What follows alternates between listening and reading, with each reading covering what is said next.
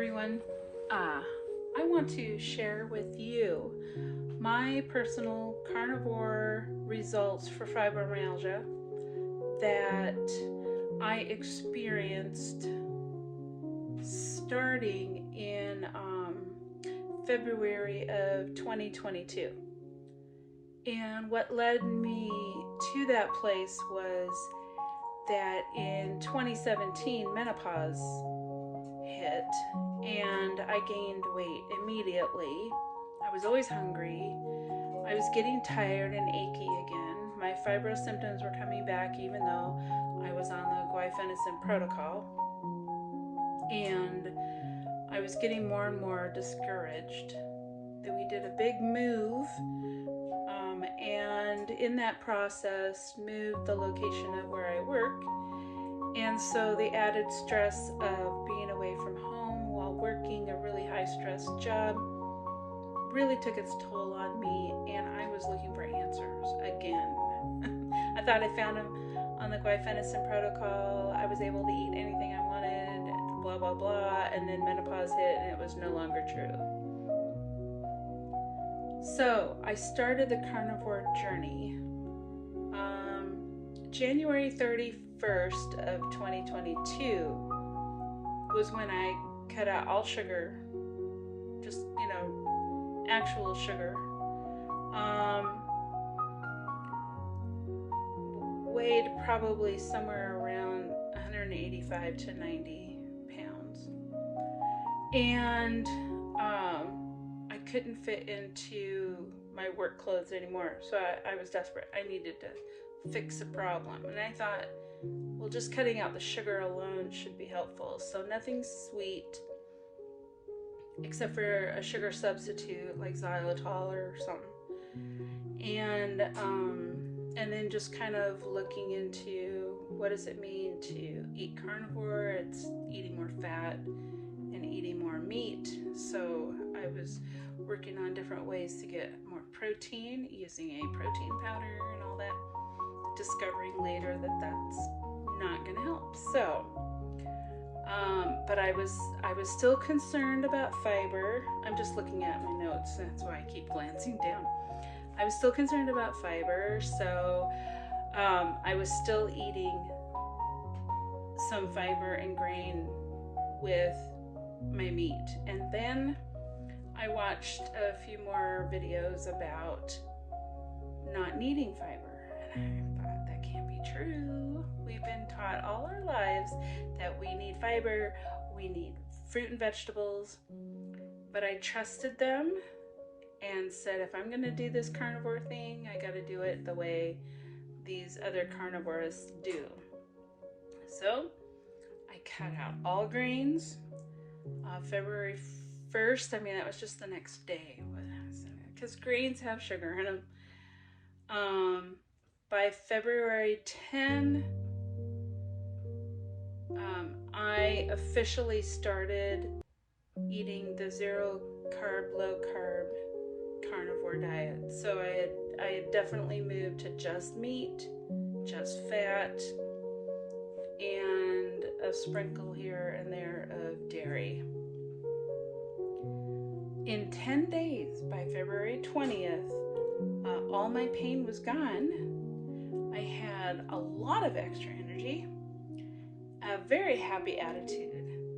Clothes were starting to fit and feeling loose, and I wasn't taking any supplements or guaifenesin anymore.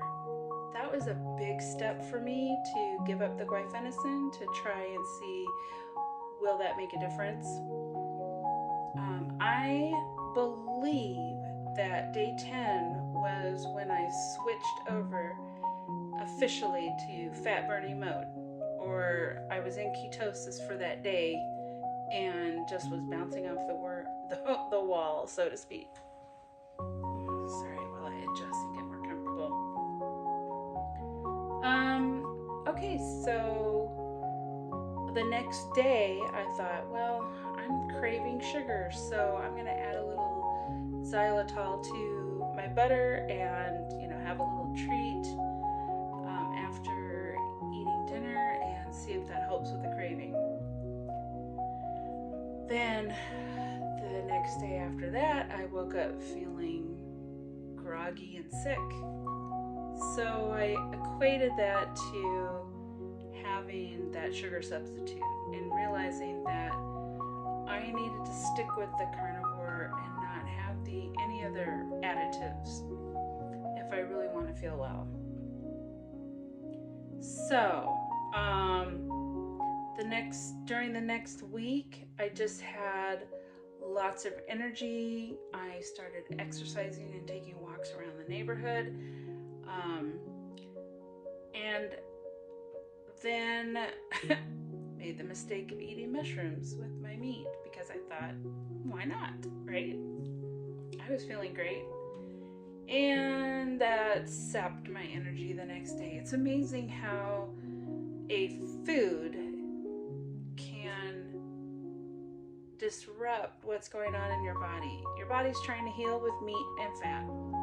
Then you try to add something that is not meat and it's not fat, and you throw the brain into a whack. What? You decide to eat this? Now I got to do something different. So I was starting to feel less energy and more hunger again.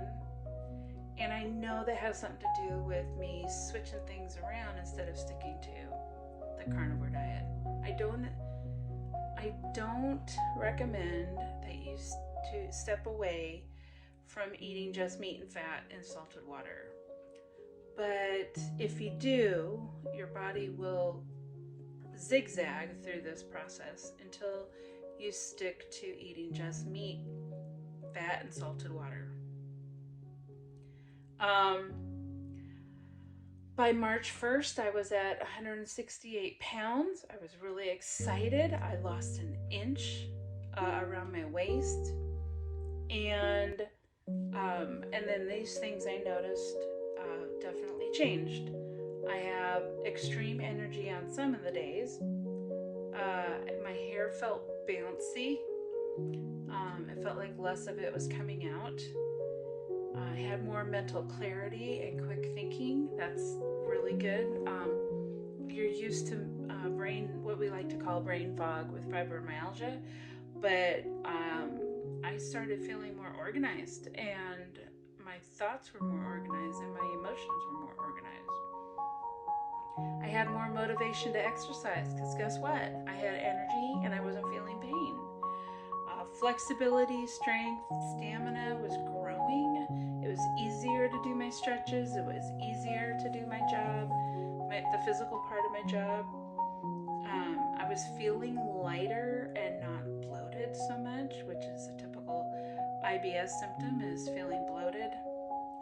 And the typical inflammation symptom is feeling heavy and weighty, like you're carrying extra weight. Well, you are, because the water retention is extra weight. So I was losing that. My clothes were fitting and getting loose, which was a good feeling. I was having less joint pain, so running up and down stairs was a lot easier.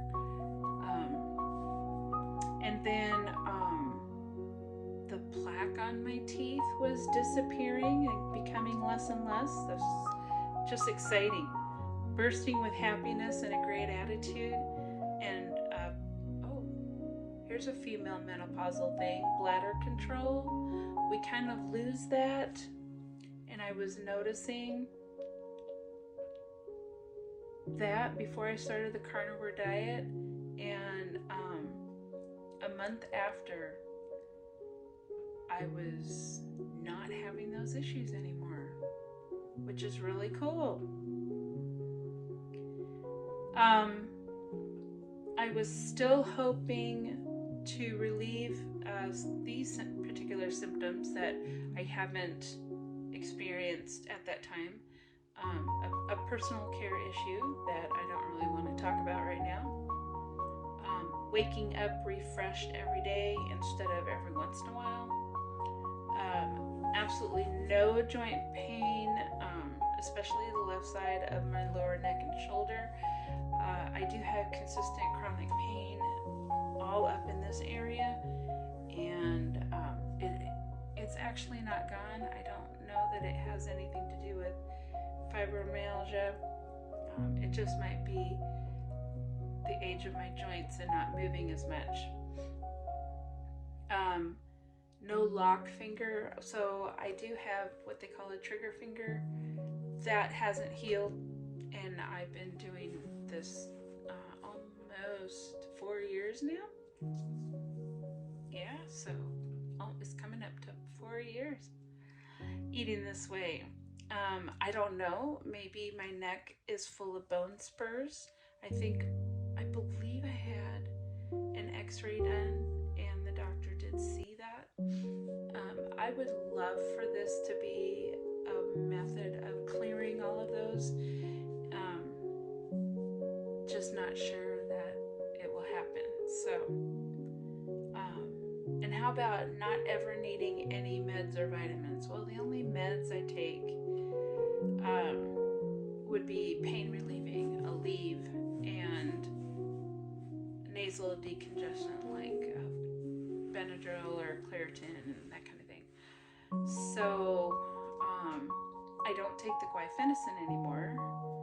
I do have some mineral supplementation, some B vitamin, just trying to see if these things actually make a difference for me, or if what makes a difference for me is sticking with meat and fat. So when I'm done with the vitamin supplies that I have, then I'll step away from them and see, did I actually really need them? I don't want to waste my money on supplements if my body doesn't need them.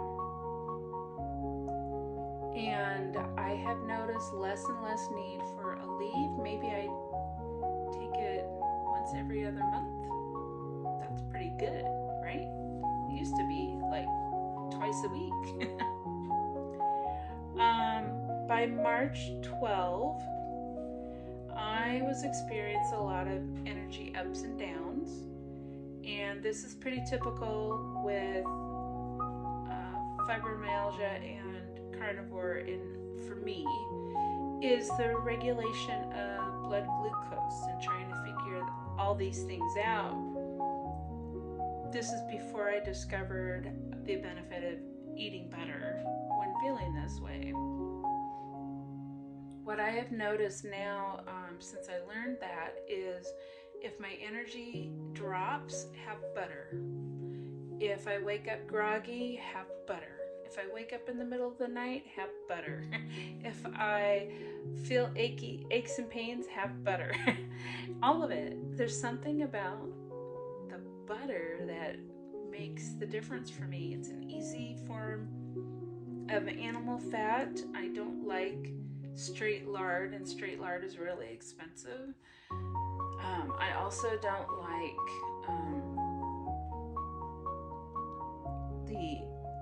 any other kind of animal fat, so to speak.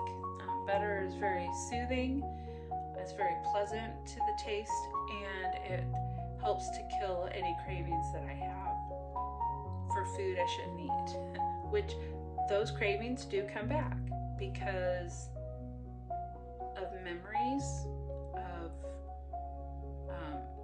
of enjoying food. But I have found that if I wait till I'm really hungry, I'm completely happy with eating just beef and butter and then going to bed. In fact, sometimes I don't even finish all my meal, and I save it for the next day to maybe snack on if I feel like I need to.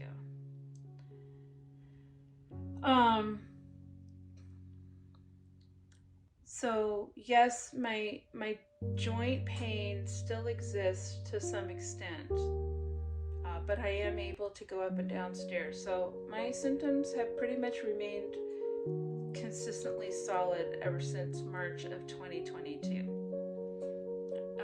The only other thing that happens is that I have gone back to eating holiday food when the holidays come around. And the first year, I just took bites of it because I just wanted to see would my body react. And my body did immediately. And then the next year, I had no reaction. So I felt safe to have a few bites of holiday food. And then last year, October, November, December, I certainly ate a lot more than I should have and ended up gaining like 13 pounds or so. Since then, I've gone back to eating strict carnivore, and just what we call lion diet is just ruminant meat, which is lamb or beef. If you really wanted to get technical, that would be also like bison and deer and elk and all that. But I don't eat wild. I eat farm to table. That's me. I eat farm to table. I love lamb and beef. Lamb and beef are the two most nutritious, efficient food for us to eat, and it completely satisfies. And then add butter to that as a condiment. Just amazing how great I feel. This morning I've had coffee with salt and butter. And then I did eat some bacon and eggs. That's not lion, that's just carnivore. But I don't like to make that a habit every day because it can backfire on me eventually with more or less symptoms again. But so far feeling great today, not having any issues whatsoever with that, and just having a relaxing Sunday where it's really cold and wintry outside and really warm where I'm staying, and not having to work. It's nice to have the day off. Let's see what else is in my notes here.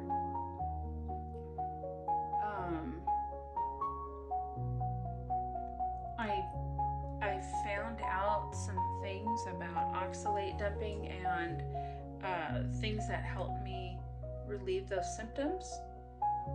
And let's see. Then, yes, okay. I'm going through all these things. Okay, so you know how with IBS, either you suffer bloating after eating, you suffer poor digestion. They call it leaky gut syndrome. Sometimes you have diarrhea, other times you are constipated, and it's really painful. So with the carnivore diet, a lot of that was starting to get relieved. But I also noticed all of a sudden I'm not having BMs, even weekly. It's like, what's going on with me? So I started keeping track of what I was eating. This is what Health Journal is good for. Keeping track of what I was eating, how much of it, and when, at what time of day I would have a BM. And it took, I would say, over a year. And then just recently now, by increasing my fat and getting back on the carnivore, I am being consistent now. It's not a daily occurrence. It's more of a weekly occurrence, which is good. And the idea of eating a lot of fat can really move some of that excess waste out a little sooner than later. So it's definitely a good thing. My IBS symptoms started coming back last fall when I was eating regular food, and in the process of getting back into carnivore, that has completely passed, and so has my BM issues. So definitely carnivore helps with getting rid of that IBS problematic thing. But it did take a while for me to understand how important fat was. And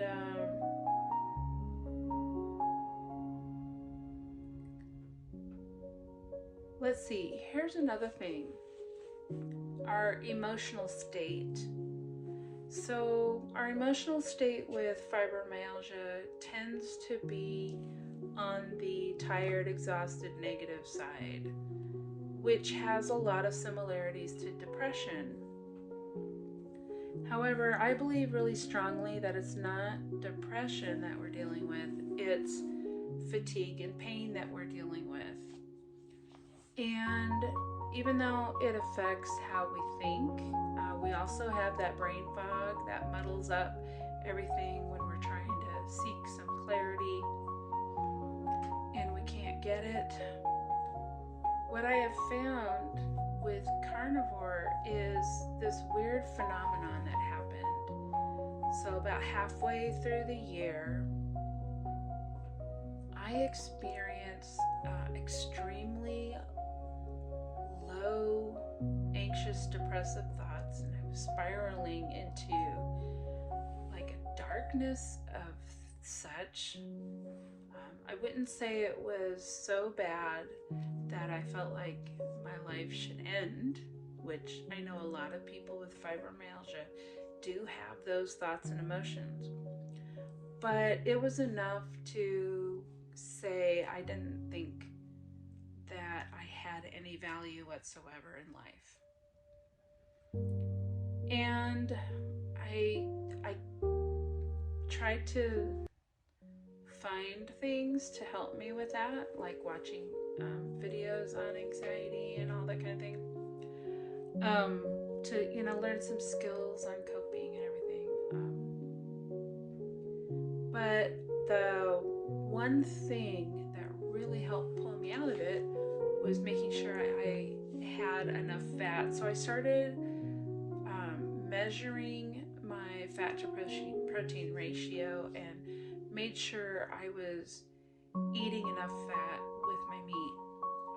And then about a month goes by and I snapped out of it. Like, this wasn't a will of mine, it was just, it felt like my brain was free from whatever that was. And I'm wondering if there was something about getting rid of toxins from the brain, or there was something about the ketones giving the brain something that it didn't really have before, and just like, I don't know, drawing out. It's hard to explain. And I have not been having those issues since, unless I go back to eating anything with sugar or plants. So there is definitely a relationship between brain health and sugar. Since then, I learned about diabetes type 3 is now what they want to call Alzheimer's, and that is a sugar-based brain disorder. So that's definitely something to think about. Making sure that you get a high-fat ketogenic diet in place for your brain health. That is a big improvement by starting this carnivore diet for fibromyalgia. So anyway, that has been my journey, how carnivore has helped my fibromyalgia and the kind of improvements that I saw over the years by eating this way. And I hope it encourages you to look into something that you didn't consider before as to what could be causing your fibromyalgia, and give it a try. Give it at least a 30-day good chance, and see what happens for you. Hope you have a great week, and bye for now.